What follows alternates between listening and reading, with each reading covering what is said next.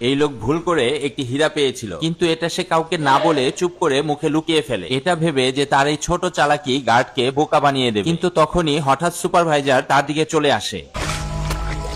लाओ मुझे दो।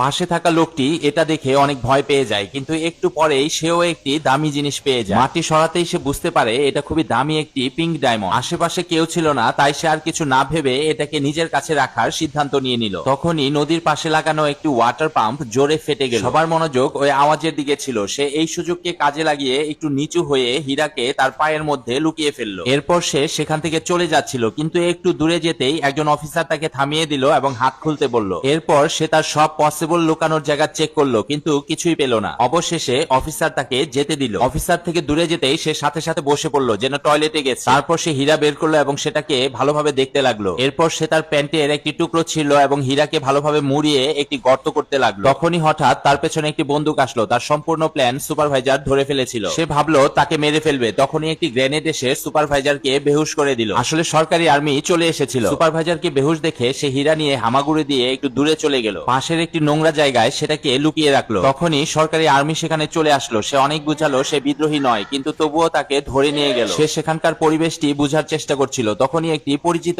আওয়াজ শুনতে পেল। এটা ওই সুপারভাইজার ছিল যে বিস্ফোরণে বেঁচে গিয়েছিল। সে ওই হীরার জায়গা জিজ্ঞাসা করলো, কিন্তু ভয়ে সে কিছু বলতে পারলো না। मेरे भाइयों, मैं उस आदमी को $1000 दूंगा जो मुझे हीरा निकलवा के देगा इस नामुराद से।